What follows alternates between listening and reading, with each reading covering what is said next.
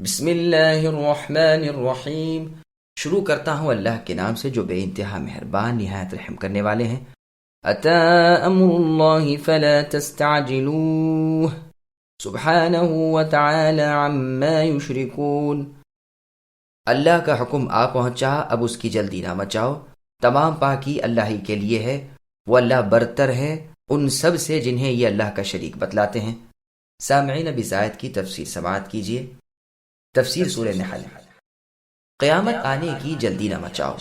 اللہ تعالیٰ قیامت کی نزدیکی کی خبر دے رہے ہیں اور گویا کہ وہ قائم ہو چکی، اس لیے ماضی کے لفظ سے بیان فرماتے ہیں، جیسے اللہ تعالیٰ نے سورہ انبیاء کی آیت نمبر 1 میں فرمایا، جس کا ترجمہ ہے لوگوں کا حساب قریب آ لگا پھر بھی وہ غفلت کے ساتھ منہ موڑے ہوئے ہیں، اور سورہ قمر کی آیت نمبر 1 میں فرمایا، جس کا ترجمہ ہے کہ قیامت قریب آ لگی، چاند پھٹ گیا۔ پھر آگے اللہ نے فرمایا، اس قریب والی چیز کے اور قریب ہونے کی تمنائیں نہ کرو۔ ہا کی ضمیر کا مرجع یا تو لفظ اللہ ہے، یعنی اللہ سے جلدی نہ چاہو، یا عذاب ہیں، یعنی عذابوں کی جلدی نہ مچاؤ۔ دونوں معنی ایک دوسرے کے لازم و ملزوم ہیں۔ جیسے ایک اور آیت میں ہے، یہ لوگ عذاب کی جلدی مچا رہے ہیں، اگر ہماری طرف سے اس کا وقت مقرر نہ ہوتا تو بے شک ان پر عذاب آ پڑتے، لیکن عذاب ان پر آئے گا ضرور، اور وہ بھی ناگہاں ان کی غفلت میں۔ یہ عذابوں کی جلدی کرتے ہیں اور جہنم ان سب کافروں کو گھیرے ہوئے ہے۔ ضحاک رحمہ اللہ نے اس آیت کا ایک عجیب مطلب بیان کیا ہے، یعنی وہ کہتے ہیں کہ مراد یہ ہے کہ اللہ کے فرائض اور حدود نازل ہو چکے۔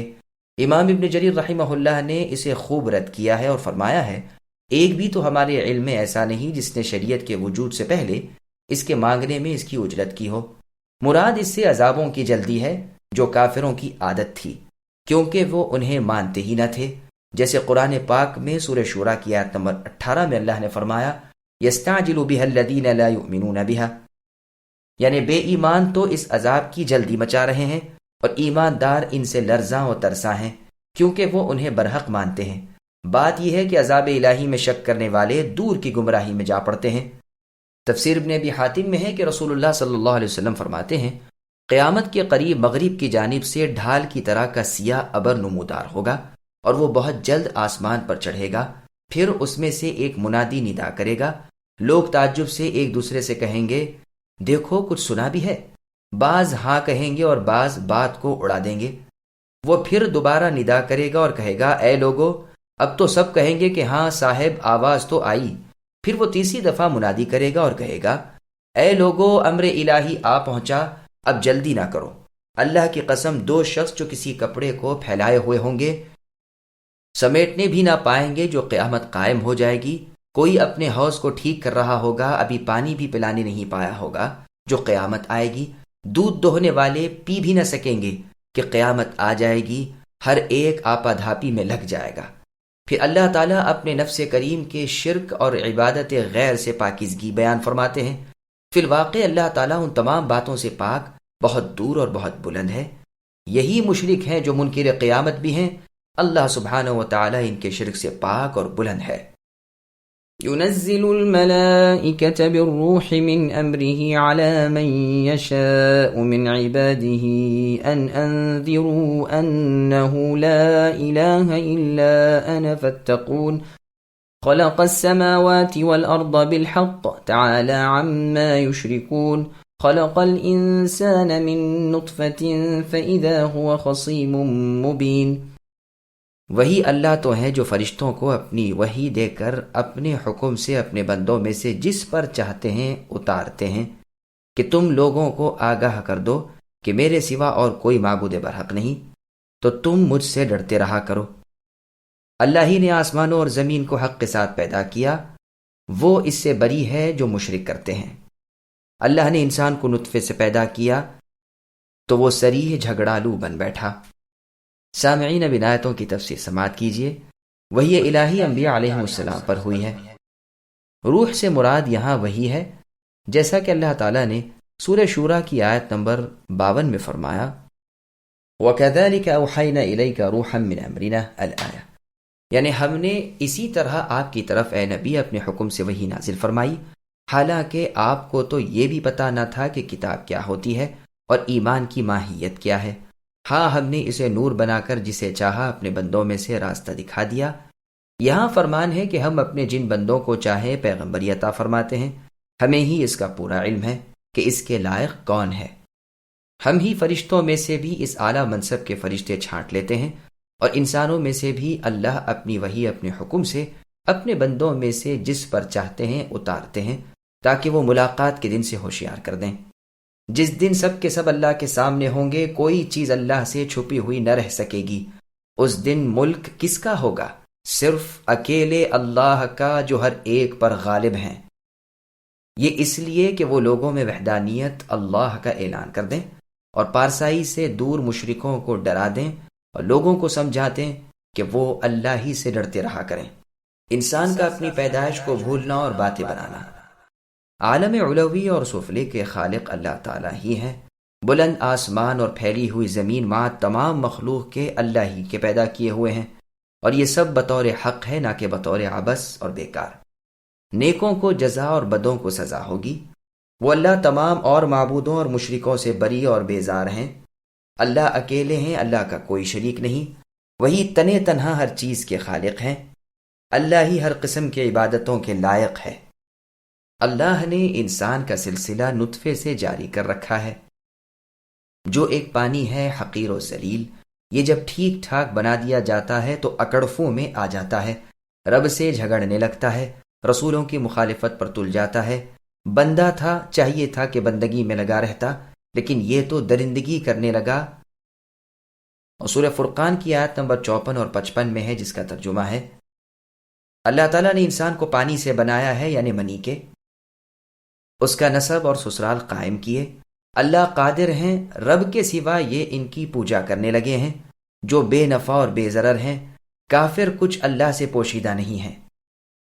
سورہ یاسین کی آیت نمبر 77 تا آیت نمبر 79 میں اللہ نے فرمایا، جس کا ترجمہ ہے، کیا انسان نہیں دیکھتا کہ ہم نے اسے نطفے سے پیدا کیا، پھر وہ تو بڑا ہی جھگڑالو نکلا، ہم پر بھی باتیں بنانے لگا اور اپنی پیدائش بھول گیا، کہنے لگا کہ ان گلی سڑی ہڈیوں کو کون زندہ کرے گا۔ اے نبی، آپ ان سے کہہ دیجئے کہ انہیں وہ خالق اکبر اللہ پیدا کریں گے جنہوں نے انہیں پہلی مرتبہ پیدا کیا۔ وہ اللہ تو ہر طرح کی مخلوق کی ہر طرح کی پیدائش کے پورا علم رکھنے والے ہیں۔ مسند احمد اور ابن ماجہ میں ہے کہ رسول اللہ نے اپنی ہتھیلی پر تھوک کر فرمایا کہ اللہ تعالیٰ فرماتے ہیں کہ اے انسان، کیا تو مجھے عاجز کر سکتا ہے، حالانکہ میں نے تو تجھے اس جیسی چیز سے پیدا کیا ہے، یعنی منی سے۔ جب تو پورا ہو گیا، ٹھیک ٹھاک ہو گیا، لباس مکان مل گیا، تو تو لگا سمیٹنے اور میری راہ سے روکنے، اور جب دم گلے میں اٹکا تو کہنے لگا کہ اب میں صدقہ کرتا ہوں، اللہ کی راہ میں دیتا ہوں، بس اب صدقے خیرات کا وقت نکل گیا۔ وَالْأَنْعَامَ خَلَقَهَا لَكُمْ فِيهَا دِفْءٌ وَمَنَافِعُ وَمِنْهَا تَأْكُلُونَ وَلَكُمْ فِيهَا جَمَالٌ حِينَ تُرِيحُونَ وَحِينَ تَصْرَحُونَ وَتَحْمِلُ أَثْقَالَكُمْ إِلَى بَلَدٍ لَمْ تَكُونُوا بَالِغِيهِ إِلَّا بِشِقِّ الْأَنفُسِ إِنَّ رَبَّكُمْ لَرَؤُوفٌ رَحِيمٌ۔ اور اللہ ہی نے چوپائے پیدا کیے جن میں تمہارے لیے گرمی کے لباس ہیں اور بھی بہت سے نفع ہیں، اور بعض تمہارے کھانے کے کام آتے ہیں، اور ان میں تمہاری رونق بھی ہے، جب چرا کر لاؤ تب بھی اور جب چرانے لے جاؤ تب بھی۔ اور وہ تمہارے بوجھ ان شہروں تک اٹھا لے جاتے ہیں جہاں تم بغیر آدھی جان کے پہنچ ہی نہیں سکتے تھے۔ یقیناً تمہارے رب اللہ تعالیٰ تو بڑے ہی شفیق اور نہایت مہربان ہیں۔ سامعین، اب ان آیتوں کی تفصیل سماعت کیجیے۔ چوپائے انسان کے فائدے کے لیے ہیں۔ جو چوپائے اللہ تعالیٰ نے پیدا کیے ہیں اور انسان ان سے مختلف فائدے اٹھا رہا ہے، اس نعمت کو رب العالمین بیان فرما رہے ہیں، جیسے اونٹ، گائے، بکری، جس کا مفصل بیان سورہ انعام کی آیت میں 8 قسموں سے کیا ہے۔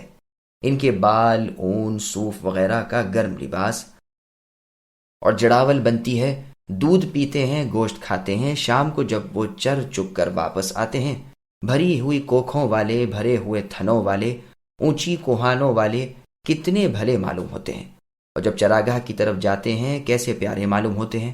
پھر تمہارے بھاری بھاری بوجھ ایک شہر سے دوسرے شہر تک اپنی کمر پر لاد کر لے جاتے ہیں کہ تمہارا وہاں پہنچنا بغیر آدھی جان کے مشکل تھا۔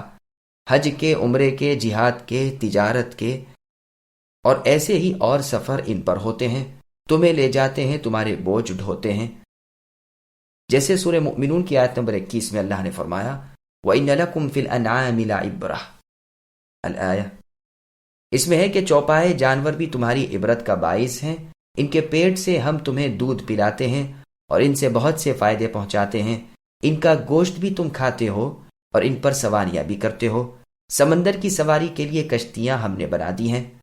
اور سورہ نحل کی آیت نمبر 79 میں ہے اللہ الذی جعل لکم الانعام الآیہ، یعنی اللہ تعالیٰ نے تمہارے لیے چوپائے پیدا کیے ہیں کہ تم ان پر سواری کرو، انہیں کھاؤ، نفع اٹھاؤ، دلی حاجتیں پوری کرو، اور تمہیں کشتیوں پر بھی سوار کرایا اور بہت سی نشانیاں دکھائیں، پس تم کس کس نشان کا انکار کرو گے؟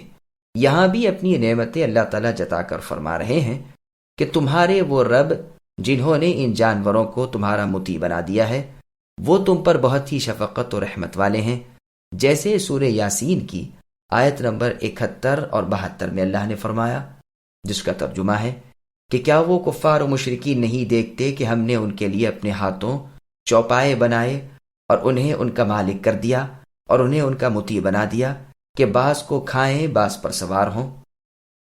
اور سورہ زخرف کی آیت نمبر 12 میں فرمایا وَجَعَلَ لَكُم مِّنَ الْفُلْكِ وَالْأَنْعَامِ مَا تَرْكَبُونَ الآیہ۔ اللہ ہی ہے جنہوں نے تمہارے لیے کشتیاں بنا دیں اور چوپائے پیدا کر دیے کہ تم ان پر سوار ہو کر اپنے رب کا فضل و شکر کرو اور کہو وہ اللہ پاک ہیں جنہوں نے انہیں ہمارا ماتحت کر دیا، حالانکہ ہم میں یہ طاقت نہ تھی، ہم مانتے ہیں کہ ہم سب ایک دن اللہ ہی کی طرف لوٹیں گے۔ دف کے معنی کپڑے اور منافع سے مراد کھانا پینا، نسل حاصل کرنا، سواری کرنا، گوشت کھانا، دودھ پینا ہے۔